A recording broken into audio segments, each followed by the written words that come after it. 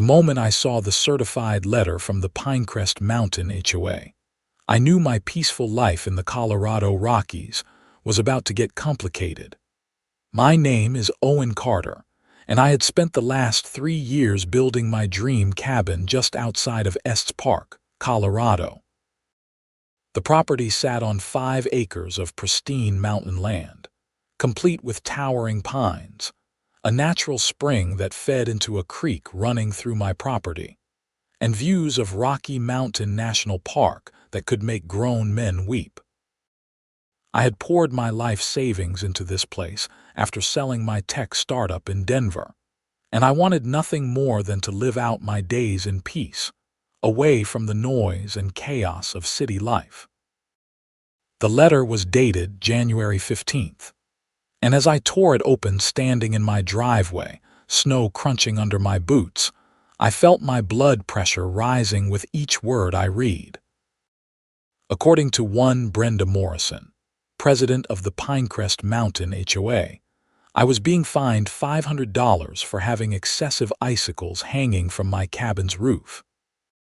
Apparently, this violated Section 12.7 of the community bylaws, which stated that all properties must maintain a neat and orderly appearance free from potential hazards. I read the letter 3 times, certain I was missing something. When I had purchased this land, the previous owner never mentioned anything about an HOA. I had specifically looked for property outside of any homeowner association jurisdiction, because I valued my freedom and did not want anyone telling me what I could or could not do on my own land. I pulled out my property documents that evening, spreading them across my dining room table. I went through every single page, every clause, every addendum. There was absolutely no mention of any HOA, no covenants, no restrictions, nothing. My property was free and clear. The next morning, I drove down to the county clerk's office in Boulder County. The woman behind the counter, a friendly lady named Susan, helped me pull up all the records associated with my property. We spent 2 hours going through everything, and the conclusion was clear as mountain air. My property had never been part of any homeowner association. Armed with this information, I decided to pay Brenda Morrison a visit. According to the return address on the letter, she lived in the Pinecrest Mountain Development, a cluster of upscale homes about a mile down the mountain from my cabin. The development had been built 5 years ago, right after I had purchased my land, but before I had started construction on my cabin. I pulled up to a large Tudor-style house with perfectly manicured landscaping, impressive considering we were in the middle of winter. A silver Lexus sat in the driveway with a custom license plate that read, HOA Boss. I took a deep breath and rang the doorbell. The woman who answered looked exactly like I had imagined. Brenda Morrison appeared to be in her early 50s, with an aggressive blonde bob haircut, too much makeup, and the kind of pursed lips that suggested she had spent years perfecting her look of disapproval. She wore a cream-colored sweater that probably cost more than my monthly utility bill and held a glass of white wine despite it being 11 in the morning. "Can I help you?" she asked, her tone making it clear she had no interest in actually helping anyone. "I'm Owen Carter. I received this letter from you yesterday." I held up the certified mail. About icicles on my cabin, her face lit up with recognition, though not the pleasant kind. "Oh yes, Mr. Carter, we have been trying to reach you for months about various violations.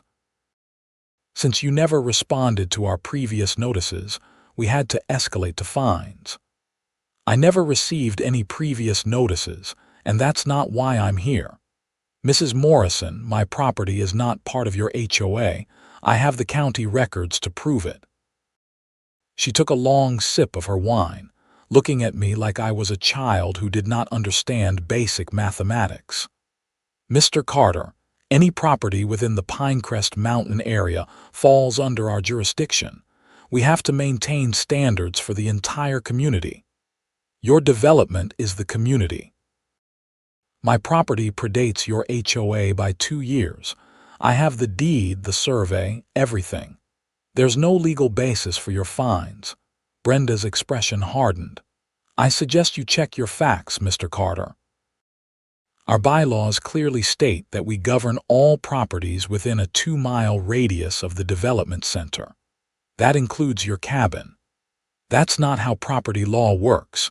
You cannot just decide to govern someone's property without their consent or a legal agreement. She stepped closer and I could smell the wine on her breath. We will see about that. The fine stands, and if you do not pay within 30 days, it will increase to $1,000. Good day, Mr. Carter. She closed the door in my face. I stood there for a moment, shocked by the audacity.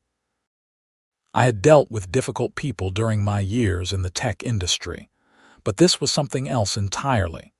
Over the next week, I received 3 more letters from the HOA. One claimed my firewood stack was too visible from the road and needed to be screened. Another stated that my truck, a perfectly functional Ford F-150, was not an approved vehicle color and needed to be painted or garaged at all times.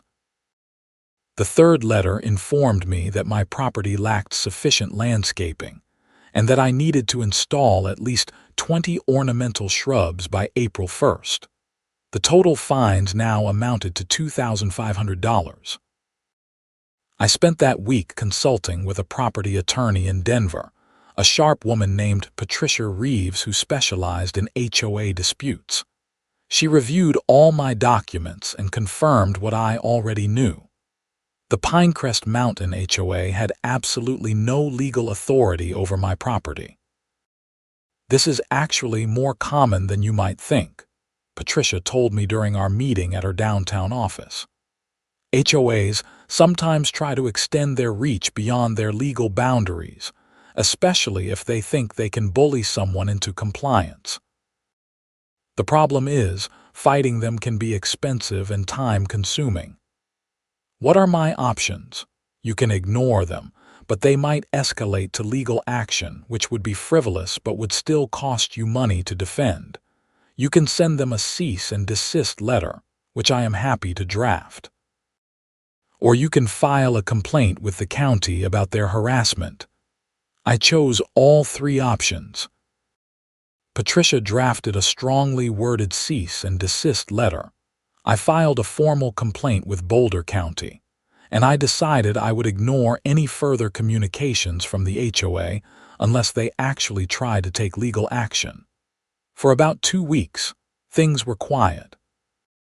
I enjoyed the peace of winter in the mountains, spending my days working on my cabin's interior and my evenings reading by the fireplace.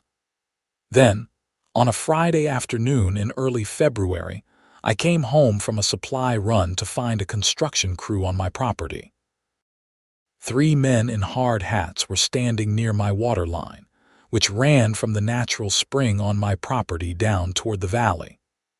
The spring was the source of my water, and it also happened to feed into the creek that eventually flowed through the Pinecrest Mountain development. "What's going on here?" I called out, jogging over to them. The foreman, a burly guy with a gray beard, looked up from his clipboard. "HOA maintenance. We have been authorized to perform repairs on the community water system. This is not community water. This is my private spring on my private property." He looked confused and pulled out a work order. "Says here we are supposed to install a flow regulator and meter on the spring to ensure fair water distribution to all community members." My hands clenched into fists. Who authorized this? Brenda Morrison, HOA president. "Look, buddy, I do not want any trouble. I am just doing the job I was hired for. This is private property and you do not have permission to be here. I'm going to have to ask you to leave." The foreman sighed and looked at his crew. "You heard the man. Pack it up." As they loaded their equipment back into their truck, the foreman handed me a copy of the work order. I took it and immediately called Patricia Reeves. She was furious when I explained what had happened. They cannot do that. That is trespassing, possibly even attempted theft of services. I will file an injunction immediately. That evening, I did some investigating of my own. I followed the creek that originated from my spring down through the valley. Sure enough, it flowed directly through the Pinecrest Mountain development, where it had been channeled into an attractive stone waterway that wound through the community. I also noticed several pipes that appeared to be drawing water from the creek. The next morning, I hiked my property with a surveyor I had hired, a methodical man named Tom Chen, who had been surveying property in Boulder County for 20 years. We spent 3 hours walking every inch of my land and the area surrounding the spring. "This is interesting," Tom said, kneeling by the spring. "This is a natural spring, completely on your property. The water that flows from it is yours under Colorado water rights law as long as you have the proper permits." "Do I have the proper permits?" He checked his tablet, pulling up county records. "Yes, the previous owner filed for and received water rights in 1997. Those rights transferred to you with the property. You have first rights to this water, and you are allowed to use it as you see fit within reason." "What if I wanted to divert it, or reduce the flow downstream?" Tom raised his eyebrows. "As long as you are not violating any environmental regulations and you are staying within your permitted usage, you have that right. Though I would recommend consulting with a water rights attorney if you are thinking about making any major changes." I thanked Tom and paid him for his time. An idea was forming in my mind, but I needed to do more research first. I spent the weekend learning everything I could about Colorado water rights law. The more I read, the more I realized I had options that the HOA had never considered. On Monday morning, I received a call from Patricia. "Owen, I have good news and bad news. The good news is we filed the injunction, and a judge approved it. The HOA is legally prohibited from entering your property or interfering with your water rights. The bad news is that they filed a lawsuit against you." "For what?" "They are claiming that your property is subject to their bylaws under something called the Mountain Communities Act, which supposedly allows HOAs to govern properties within their geographical influence zone. They are also claiming that you are interfering with community water access." "Is the Mountain Communities Act even real?" "No. I have never heard of it, and I cannot find any reference to it in Colorado law. It appears to be something they made up. The judge is going to throw this out, but it will take time and it will cost you money in legal fees." I felt anger rising in my chest. "How much is this going to cost me?" "My retainer is $5,000. The whole process, if it goes to trial, could be $20,000 or more." After I hung up with Patricia, I sat in my cabin and looked out at the mountains. I had come here for peace, and instead, I was being dragged into a legal battle over something completely frivolous. The HOA was counting on me either giving in or going broke trying to fight them. That afternoon, I made several phone calls. First, I called a water rights attorney named Michael Torres, who had been recommended by Tom Chen. I explained my situation and asked about my options regarding the spring. "You have significant rights here," Michael explained. "Under Colorado law, you own the water rights to that spring. You can use it, divert it, or even stop it from flowing downstream, as long as you are not violating any prior water rights agreements or environmental regulations." "Are there any prior agreements? Let me check." I heard typing on his end. "No. According to the records, your water rights are senior to any claims in the area. The Pinecrest Mountain development was built in 2020, and they never filed for separate water rights. They appear to have been using the creek water without proper authorization." This was getting more interesting by the minute. So if I wanted to divert the spring or reduce its flow, I could legally do that. Yes, but I would recommend giving proper notice and making sure you are not creating any safety hazards. Why do you ask? I explained the full situation with the HOA, the attempted work on my property, and the lawsuit they had filed. Michael listened carefully and then said something that made me smile. Owen, they have been using your water without permission for 5 years. You could potentially sue them for the value of that water. You could also simply exercise your water rights and cut off their supply. It is completely legal. We talked for another 30 minutes about the specifics. Michael agreed to draft a formal notice to the HOA and the county informing them that I would be exercising my water rights, and that the spring water would no longer flow down to the development. He also started drafting a counter-suit for the value of the water they had been using without authorization. The notice went out on February 10th.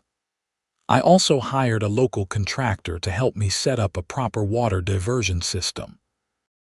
We installed a cistern to store the spring water for my use, and created a diversion that would redirect overflow onto a different part of my property, away from the creek that fed the development.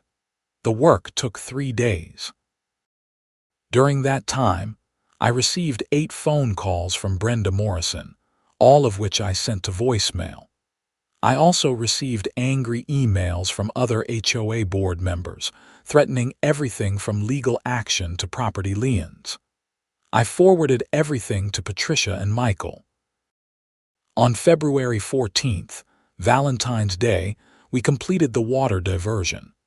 The spring that had fed the creek for thousands of years was now redirected. Within hours, the creek that ran through Pinecrest Mountain development began to dry up. The phone calls started coming in fast. First from Brenda, then from other residents, then from the HOA's attorney. I did not answer any of them. Instead, I sat on my porch with a cup of coffee and watched the sunset over the mountains. The next morning, I had a visit from the sheriff's department. Deputy Martinez was a reasonable guy who I had met a few times in town. He looked uncomfortable as he approached my door. Owen, I have to ask you about the water situation. The HOA filed a complaint saying you have illegally cut off their water supply. I invited him in and showed him all my documentation. The water rights, the permits, the survey showing the spring was entirely on my property, and the legal notice we had filed. I also showed him the work order from the HOA trying to install equipment on my property without permission and copies of all their harassing letters. Deputy Martinez read through everything carefully. This is a civil matter, not a criminal one. You have the legal right to control water on your property. I will note in my report that you have acted within your rights. I would expect the HOA to contact you soon to try to work something out. I look forward to it, I said. He left, and I went back to my coffee. Around noon, a black Mercedes pulled up to my cabin. A man in an expensive suit got out, followed by Brenda Morrison. The man introduced himself as Gerald Thornton, the HOA's attorney. Mr. Carter, we need to discuss this water situation. You have cut off water to an entire community. There are 43 homes in Pinecrest Mountain, and they all rely on that creek. That's interesting, Mr. Thornton, because according to county records, none of those homes ever filed for water rights. You have been using my water without permission for 5 years. Brenda cut in, her voice shrill. That water is a natural resource. You cannot just keep it for yourself. Actually, Mrs. Morrison, under Colorado law, I can. The spring is on my property and I hold the senior water rights. You never secured your own water source before building your development, which was a massive oversight on your part. Gerald tried to maintain his composure. Mr. Carter, we are willing to drop the lawsuit if you restore the water flow. That's not good enough. You have harassed me, fined me for violations that do not apply to my property, trespassed on my land, and filed a frivolous lawsuit against me. Dropping the lawsuit is not compensation for any of that. What do you want? Brenda demanded. First, a written acknowledgement from the HOA that my property is not and has never been under your jurisdiction. Second, a public apology to be sent to all HOA members explaining the situation. Third, compensation for 5 years of unauthorized water use. My attorney has calculated that at approximately $50,000. Fourth, reimbursement of all my legal fees. And fifth, you will never contact me again about any supposed violations or HOA business. Brenda's face turned red. That is absolutely ridiculous. We will never agree to that. I shrugged. Then I guess you will need to find another water source. I hear drilling a well in this area costs about $100,000, and there is no guarantee you will hit water. You might need to run a water line from town, which would cost significantly more. Gerald pulled Brenda aside and they had a heated conversation in whispers. Finally, Gerald turned back to me. We need time to discuss this with the HOA board. Take all the time you need. In the meantime, my water stays on my property. They left, and I called Patricia to update her. She was thrilled. Owen, this is perfect. You have all the leverage. They cannot survive without that water, especially not in the middle of winter when drilling would be nearly impossible. Over the next week, things escalated in ways I had not anticipated. The local news picked up the story after someone from the development called reporters, trying to paint me as a villain who was denying water to families. The first reporter who showed up was a young woman named Jessica Park from a Denver news station. I agreed to an interview and showed her all my documentation. I explained how the HOA had tried to exert control over my property illegally, how they had attempted to install equipment without permission, and how they had never secured their own water rights. So you are saying the HOA built an entire development without ensuring they had a legal water source? Jessica asked, her eyes wide. That's exactly what I'm saying. They assumed they could use water from the creek that originates on my property without asking permission or securing rights. Now they are facing the consequences of that assumption. The story aired that evening, and public opinion began to shift. Social media lit up with people sharing stories of their own HOA nightmares. Several legal experts were interviewed and confirmed that I was within my rights. The story went viral, and suddenly, I was getting calls from news outlets across the country. Meanwhile, the situation in Pinecrest Mountain was getting desperate. Without the creek water, which they had been using to supplement their municipal supply and maintain their landscaping features, the development was struggling. The decorative waterways were dry. Several homes had been using creek water for their gardens, and the whole place looked significantly less appealing. Property values in the development started to drop. Residents who had paid premium prices for their homes with beautiful water features were now looking at dry creek beds and dead plants. A group of residents formed a committee to sue the HOA board for mismanagement. On February 22nd, I received a call from a number I did not recognize. When I answered, a man's voice said, "Mr. Carter, my name is David Paulson. I am a resident of Pinecrest Mountain and I am calling to apologize." Apologize for what? I am one of the 43 homeowners here, and I had no idea what the HOA was doing in your situation. Most of us did not. Brenda Morrison has been running the HOA like her personal fiefdom, and many of us have been unhappy with her for years. When your story hit the news, several of us started digging into HOA records, and we discovered a lot of concerning things. Like what? Like the fact that Brenda and the board never properly researched water rights before building here. Like the fact that they have been spending HOA funds on personal expenses. Like the fact that they falsified documents claiming your property was part of the HOA to try to collect fines from you. We have called an emergency meeting to remove the entire board and elect new leadership. I wanted to reach out to you personally to see if we could find a reasonable solution to this water situation. This was a development I had not expected. I appreciate the call, David. What did you have in mind? We would like to offer you a formal contract to purchase water rights from your spring. We would pay fair market value, cover all your legal expenses from this mess, and the new HOA board would send out a formal apology to all residents explaining what happened. We would also like to help you pursue legal action against Brenda Morrison and the old board for their fraudulent behavior. That's a much more reasonable approach than what I have been dealing with. We are reasonable people, Mr. Carter. Unfortunately, we elected an unreasonable person to represent us, and we are now facing the consequences. Can we meet to discuss terms? I agreed, and 2 days later I sat down with David Paulson and 4 other residents at a coffee shop in Estes Park. They were genuinely apologetic and clearly embarrassed by the situation. David, a retired engineer in his 60s, led the conversation. We have done our homework, Mr. Carter. A water rights contract in this area typically runs about $15,000 annually for the amount of water we would need.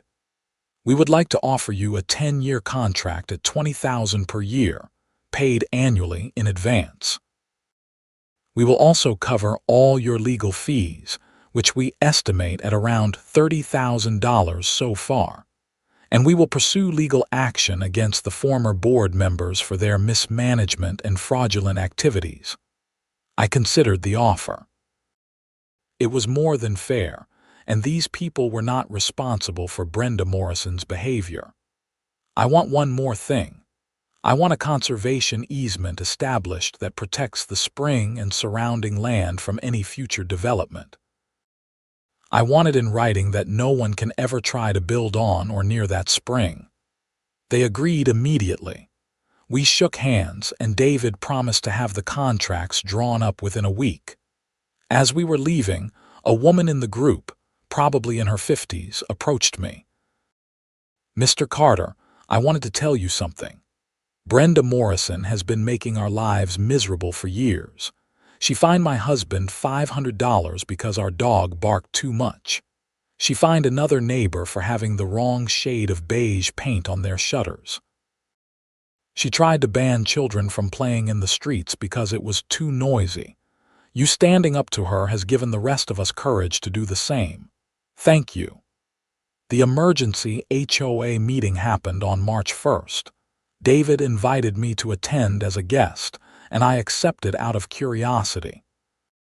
The meeting was held in the community center, and every single resident was there. The energy in the room was intense.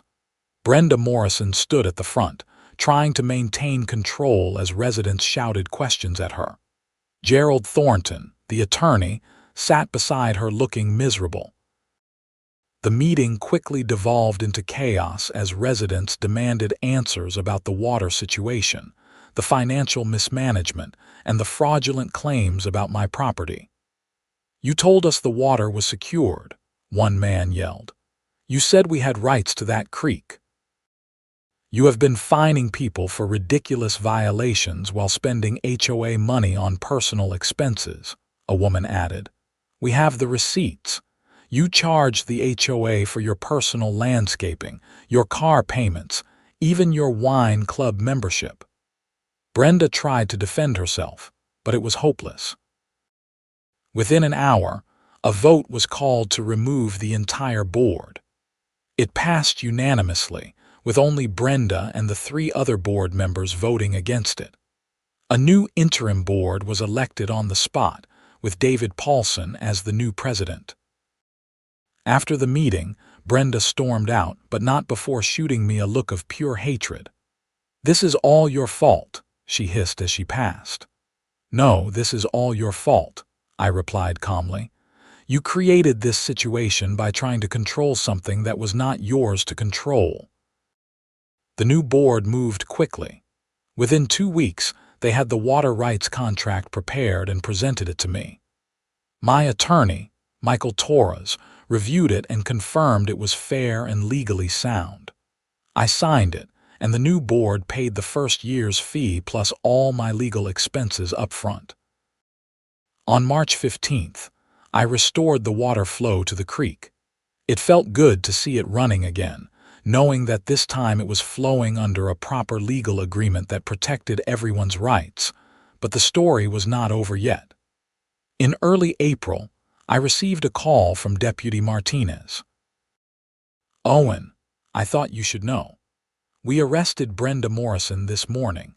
"For what?" "Fraud, embezzlement, and forgery." After the new HOA board went through the financial records, they discovered she had stolen over $200,000 from the HOA over the past 3 years. She also forged documents claiming your property was part of the HOA jurisdiction and attempted to file a fraudulent lien against your property. The district attorney is taking this very seriously. I felt a mix of emotions. Part of me was satisfied that justice was being served, but another part just felt sad that someone had let their need for control destroy their life. The case against Brenda Morrison moved through the court system over the next several months. The evidence was overwhelming. She had used HOA funds to pay for personal expenses, had falsified documents, and had even attempted to bribe a county clerk to alter records to show my property as part of the HOA jurisdiction. In July, she pleaded guilty to multiple counts of fraud and embezzlement. She was sentenced to 3 years in prison and ordered to pay full restitution to the HOA. Her attorney, Gerald Thornton, was censured by the State Bar Association for his role in filing the fraudulent lawsuit against me, though he avoided criminal charges by cooperating with prosecutors. Life settled into a peaceful rhythm after that. The new HOA board proved to be reasonable and respectful. They maintained the development well without the oppressive micromanagement that had characterized Brenda's reign. The water flowed through the creek. The homes looked beautiful, and everyone was happier. I became friendly with several of the residents, including David Paulson and his wife Margaret. They would occasionally hike up to my cabin for dinner, and we would sit on my porch watching the sunset over the mountains, talking about everything and nothing. One evening in late August, David and I were sitting outside while Margaret helped me prepare dinner inside. "You know, Owen, what you did took a lot of courage. Most people would have just paid the fines and tried to keep the peace. I spent too many years letting other people push me around in the business world," I said. "When I came here, I decided I was done with that. This is my land, my home, and I was not going to let anyone take that away from me. You did more than protect your home. You freed an entire community from a tyrant. Property values have actually gone up since Brenda left. People feel like they can actually enjoy their homes now without fear of arbitrary fines and harassment." Margaret called us in for dinner, and we spent the evening enjoying good food and good company. As they were leaving, Margaret hugged me and said, "You are welcome at Pinecrest Mountain anytime, Owen. You are part of this community now, even if you are not technically in the HOA."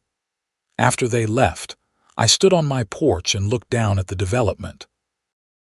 Lights twinkled in the windows of the homes, and I could see the creek reflecting moonlight as it wound through the valley. It looked peaceful and beautiful. The next few months brought more positive changes. The new HOA board implemented reasonable rules that actually enhanced property values without being oppressive. They established a community garden, organized neighborhood events, and created a fund to help residents with emergency home repairs. It was everything an HOA should be. In October, I received a letter from the Boulder County District Attorney's Office. They had completed their investigation into the entire situation and wanted to thank me for my cooperation. They also informed me that my testimony and evidence had been crucial in the case against Brenda Morrison. The letter noted that my actions had likely prevented further victims of HOA fraud and had set an important precedent for property rights in the county. I framed that letter and hung it in my cabin, not out of pride, but as a reminder that standing up for what is right matters, even when it is difficult.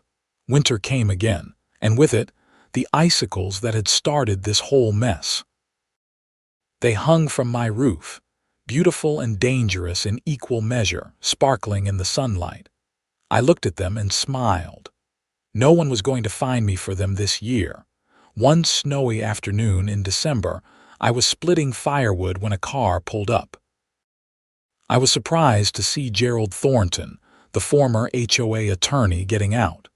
He looked different, thinner and tired, like the past year had aged him considerably. "Mr. Carter, I hope you do not mind me stopping by. I wanted to apologize in person for my role in what happened." I set down my axe and wiped my hands on my jeans. "You drove all the way up here for that." "I did. I have been doing a lot of thinking since the censure. I was so focused on winning the case and keeping my client happy that I did not stop to question whether what we were doing was right. I reviewed documents I should have questioned. I filed motions I should have refused to file. I let my ambition override my ethics. That takes a lot of courage to admit. I am trying to be a better attorney now. I am working with a nonprofit that helps homeowners fight fraudulent HOA claims. I wanted you to know that your case changed my perspective on this work. You helped me remember why I went to law school in the first place, which was to help people, not to bully them." We talked for a while longer, and I offered him some coffee before he drove back down the mountain. As he left, he turned and said, "Thank you for not destroying me when you could have. I know you had grounds to file a complaint that would have gotten me disbarred." "I think people deserve second chances when they genuinely try to change," I replied. Christmas came, and the new HOA board invited me to their holiday party.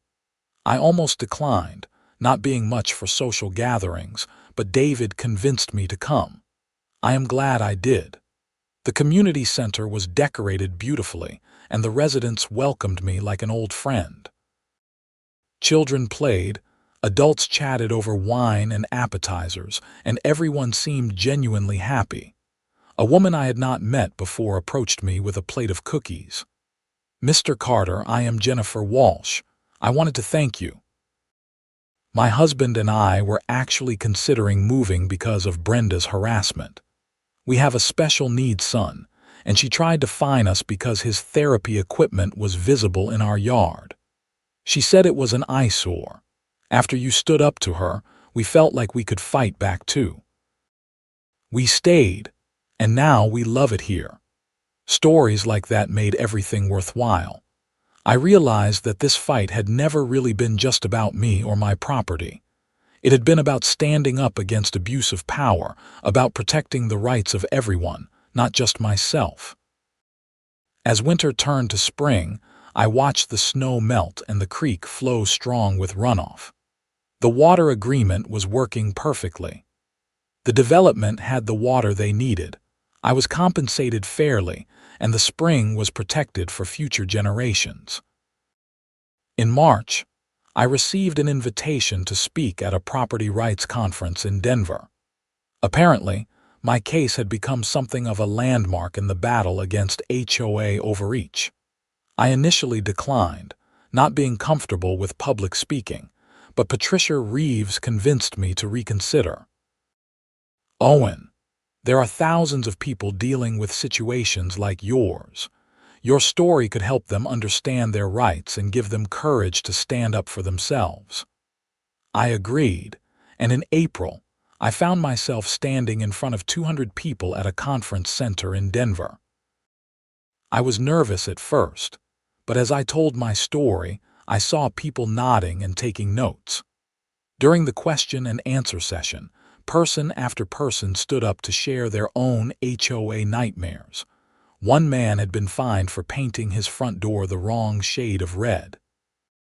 A woman had been threatened with a lien because her garden gnomes were considered too whimsical. An elderly couple had been harassed for installing a wheelchair ramp without HOA approval, despite it being required by law. I spent 3 hours after my talk speaking with attendees, offering advice and connecting them with resources. It was exhausting but fulfilling. I realized that by fighting my own battle, I had inadvertently become part of a larger movement to reform HOA laws and protect homeowner rights. Summer arrived and my cabin was finally complete. Every detail was exactly as I had envisioned, from the stone fireplace to the wrap-around porch to the garden I had planted near the spring. I spent my days hiking, reading, and working on small projects around the property. David and Margaret became regular visitors, and through them, I met others from the development who would occasionally hike up for visits. The relationship between me and Pinecrest Mountain had transformed from hostile to harmonious. We had mutual respect and clear boundaries, which is really all anyone can ask for. In August, I was contacted by a documentary filmmaker who wanted to tell my story as part of a larger piece about HOA reform. I agreed, on the condition that they also interview the residents of Pinecrest Mountain to show how communities can recover from bad leadership. The filming took place over several weeks, and the documentary premiered at a film festival in Boulder that October. It was well received and later picked up by a streaming service.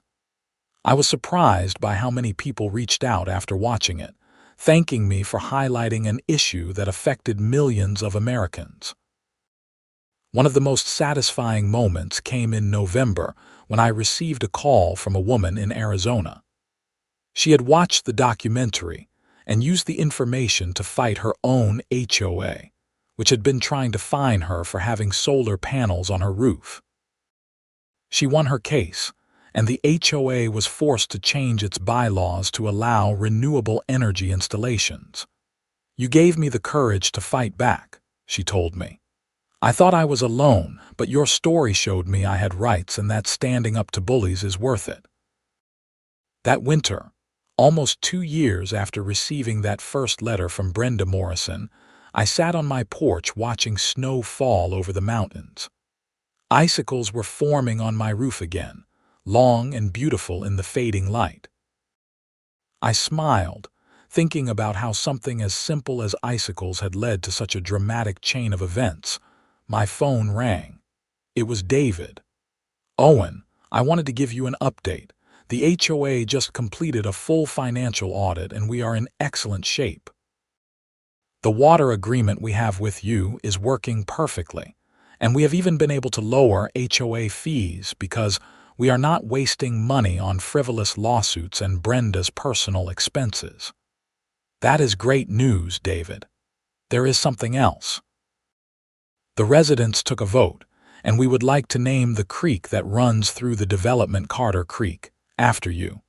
We want to install a plaque explaining the history and importance of water rights. We think it will be educational for residents and visitors." I was touched. I would be honored. The plaque was installed in December, and they had a small ceremony to unveil it. It read, "Carter Creek, named in honor of Owen Carter, whose defense of water rights and property law protected this community and set an important precedent for homeowner rights across Colorado. This creek originates from a natural spring on Mr. Carter's property and flows through our community under a legal agreement that respects the rights of all parties.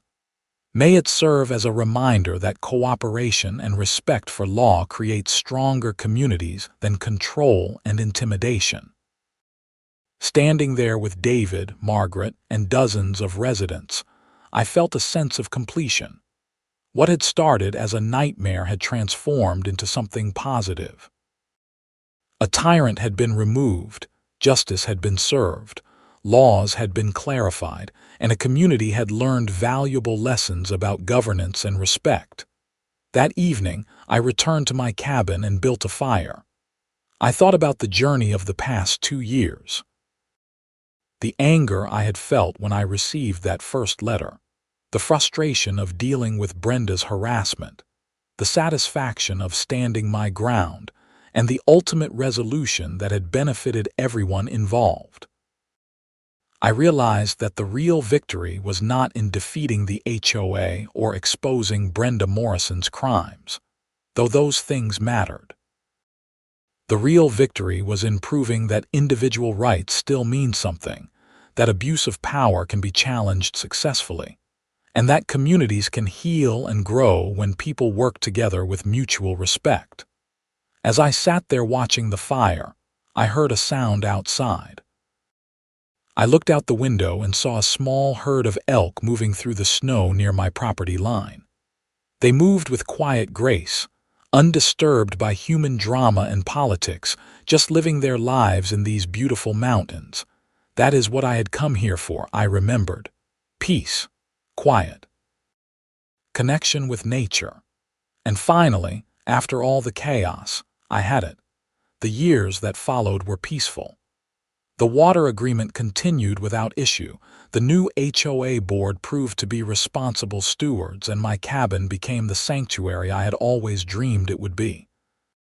I occasionally gave talks or interviews about property rights and HOA reform, but mostly I just lived my life, enjoying the mountains and the community I had accidentally helped to heal.